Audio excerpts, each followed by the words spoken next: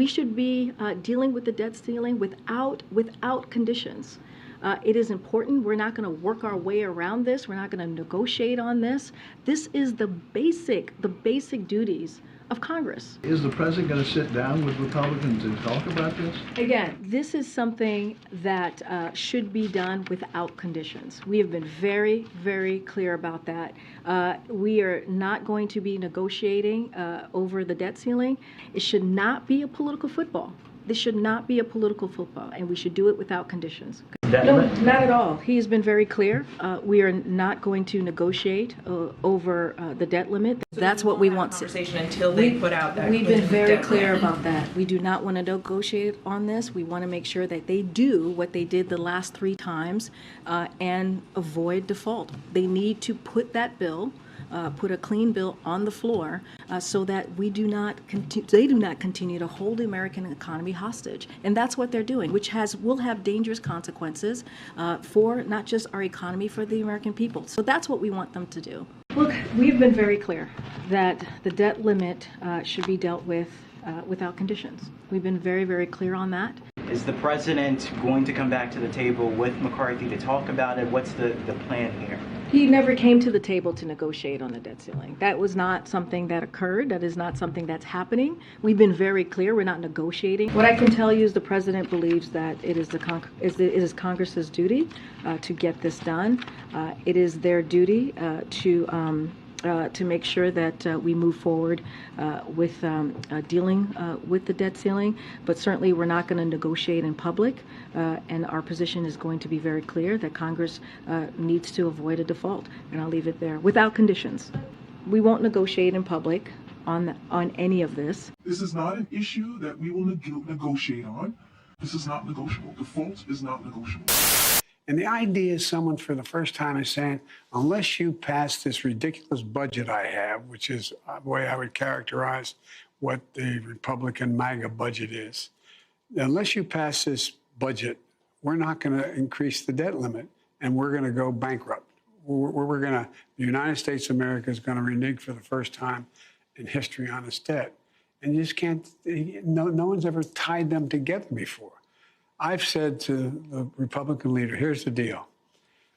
Take the debt limit, pass it like you did 3 times when Trump was president, and he increased the whole national debt for 200 years by 40%. Republicans would argue, and that Donald Trump, at the very least, they would say, played ball. You're not willing to play ball, they would say. Played ball. What?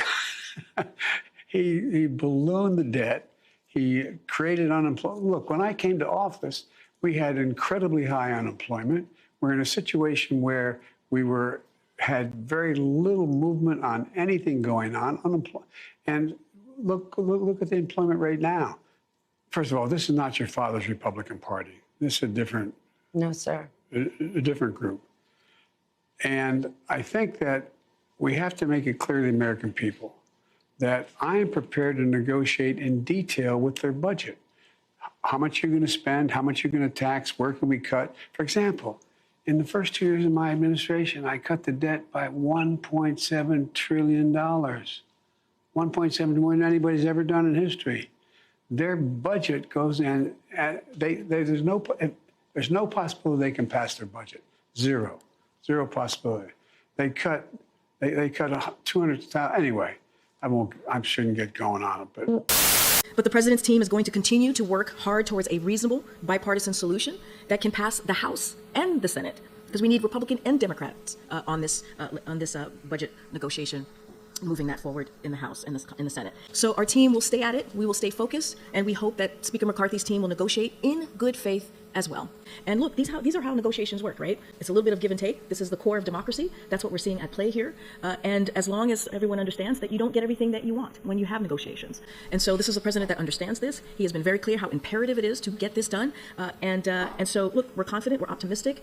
We're going to give the negotiators, the budget negotiators, some space, some room to have these conversations. As you know, they met. So look, I mean, we've been very clear. And so we've been very clear. And so we are optimistic. The president is optimistic that we're going to get to a reasonable budget negotiation. negotiation, a budget agreement here, a bipartisan budget agreement, as I stated at the top. This is something that has to pass the House and the Senate. It's going to need both Democrats and Republicans, just not going to negotiate from here. Well, look, we wanted to be very clear with all of you. We all know negotiations, as I just stated moments ago, is very difficult. We know that.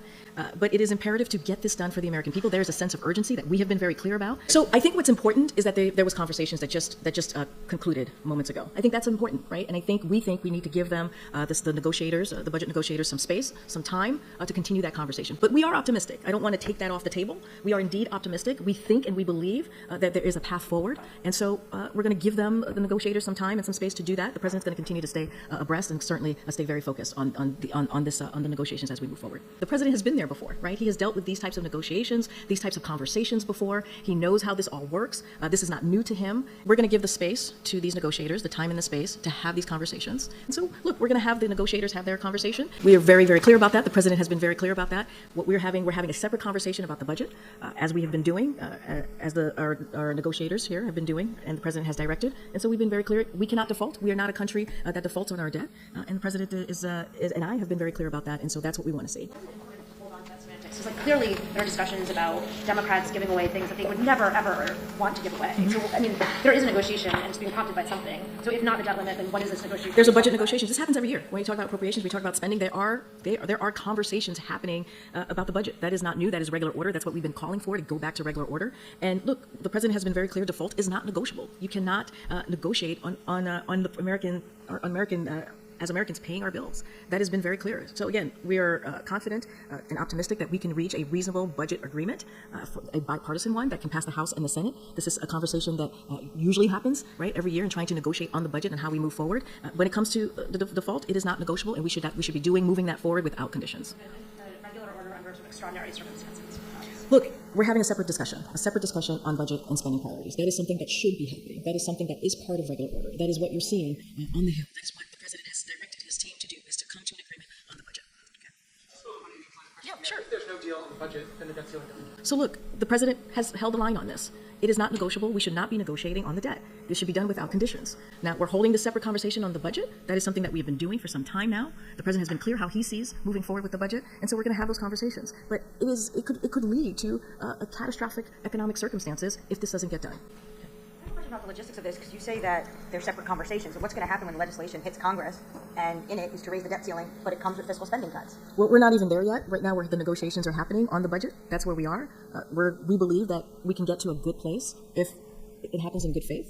And so that's how we're moving with this process. It needs to be done in a responsible bipartisan agreement, and a bipartisan agreement that has to be put forth to the House and the Senate, so both Democrats and Republicans can review and vote on this bipartisan agreement. So that's how we're moving forward. We think for fiscal spending cuts. Look, we've been very clear. These are two separate conversations that are happening. One is saying that, look, default is not negotiable. We've been very, very clear about that. And having a conversation about the budget, which is something that is supposed to be happening. That is not unusual. The budget conversation is regular order. Appropriations conversation is regular order. Spending conversation is regular order. And that's what you're seeing from negotiators on the Hill right now.